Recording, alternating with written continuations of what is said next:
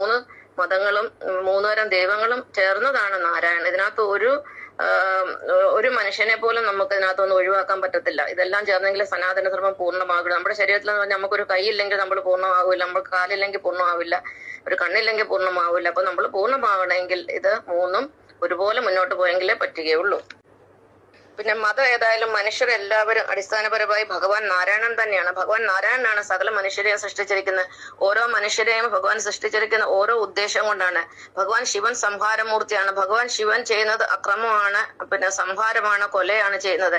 കാരണം ഈ ജനനം ഉണ്ടെങ്കിൽ മരണമുണ്ട്. ഈ പ്രപഞ്ചത്തിന്റെ ബാലൻസ് നിലനിർത്തുന്ന ഭഗവാൻ ശിവനാണ്. ശിവനിൽ കൂടിയാണ് പ്രകൃതിയുടെ ബാലൻസ് നിലനിർത്തുന്നത്. അതായത് കോസ്മിക് ബാലൻസ് മെയിൻറ്റെയിൻ ചെയ്ത് ഭഗവാൻ ശിവനാണ്. അപ്പോൾ കൊലപാതകവും ഒക്കെ നടന്നെങ്കിലേ പറ്റുകയുള്ളൂ. അതുകൊണ്ട് ഞാൻ ഒരു മതത്തിനെയും കുറ്റപ്പെടുത്തിയതല്ല, ഞാൻ സത്യം പറഞ്ഞു എന്നേ ഉള്ളൂ. അതിനാരും വിഷമിക്കൊന്നും വേണ്ട. എല്ലാവരും നാരായണൻ തന്നെയാണ്. അക്കാര്യത്തിൽ എനിക്ക് യാതൊരു സംശയവുമില്ല. ഈ നമ്മുടെ വീട്ടില് എന്തെല്ലാം ഉപകരണങ്ങൾ പ്രവർത്തിക്കുന്നു, ഇലക്ട്രിക് ഉപകരണങ്ങൾ, fridge, TV, washing machine, mixer, grinder, AC, fan, light, TV, അങ്ങനെ പല ഉപകരണങ്ങൾ പ്രവർത്തിക്കുന്നു. ഇവയിലെല്ലാം പ്രവർത്തിക്കുന്ന കറണ്ട് ഒന്ന് തന്നെയാണ്. എല്ലാം പല രൂപത്തിരിക്കുന്നേ ഉള്ളൂ. പല ഉപകരണങ്ങളും പല കർമ്മമാണ് ചെയ്യുന്നത്. എന്ന് പറഞ്ഞാൽ ഈ ഭൂമിയിലുള്ള സകല ചരാചരങ്ങളുടെ ഉള്ളിൽ പ്രവർത്തിക്കുന്ന ഊർജം ഭഗവാൻ നാരായണൻ തന്നെയാണ്. അതാണ് വിശ്വത്തിന്റെ പിതാവ്. അപ്പൊ നമ്മളെല്ലാം പല രൂപത്തിൽ കാണപ്പെടുന്നെങ്കിലും നമ്മുടെ ഉള്ളിൽ പ്രവർത്തിക്കുന്ന ഊർജം ഒന്ന് തന്നെയാണ്. നമ്മളെല്ലാം പല പല ജോലി ചെയ്യുന്നത്. ഞാൻ വന്നിരിക്കുന്നത് ആത്മജ്ഞാനം ലോകത്തിന് പകർന്നു കൊടുക്കാനാണ്.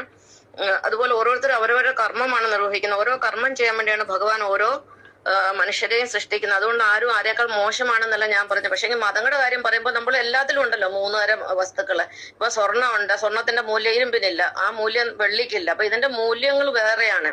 അപ്പൊ സാത്വികമായ മതം എന്ന് പറയുന്നത് ക്രിസ്തു മതമാണ്. രാജസം എന്ന് പറഞ്ഞാൽ രണ്ടാം കടയിലുള്ള മതം എന്ന് പറഞ്ഞാൽ ഹിന്ദു മതമാണ്. മൂന്നാമത്തെ മതമാണ് ഇരുമ്പിന് തുല്യമാണ്. ഇരുമ്പിനും ആവശ്യമുണ്ട്. ഒരു സ്വർണത്തിനെ സൂക്ഷിക്കണം ഇരുമ്പലന്മാരെ തന്നെ വേണം. അപ്പൊ ഇരുമ്പിനെയും കൊണ്ട് ആവശ്യമുണ്ട്. അപ്പൊ ഇരുമ്പിന് തുല്യമാണ് മൂന്നാമത്തെ മതമാണ്. മൂന്നാമത്തെ മതമാണ് ഇസ്ലാം മതം. അക്കാര്യത്തിൽ യാതൊരു സംശയമില്ല. ഇതൊരു സത്യമാണ്. ഈ സത്യം ഞാൻ നിങ്ങളെ ബോധിപ്പിച്ചു എന്നേ ഉള്ളൂ. അല്ലാതെ എനിക്ക് ഇസ്ലാം മതവും ഹിന്ദു മതവും ക്രിസ്തു മതവും എല്ലാം എനിക്ക് ഒരുപോലെയുള്ളൂ. ഞാൻ ഈ എല്ലാ മതത്തിലും ജീവിച്ചിട്ടുള്ള ഒരു വ്യക്തിയാണ്. അതുകൊണ്ട് എനിക്ക് ഒന്നിനെയും ഉപേക്ഷിക്കാൻ പറ്റത്തില്ല. അപ്പം ഭഗവാൻ നാരായണൻ എന്ന് പറയുന്നത് ഊർജമാണ്.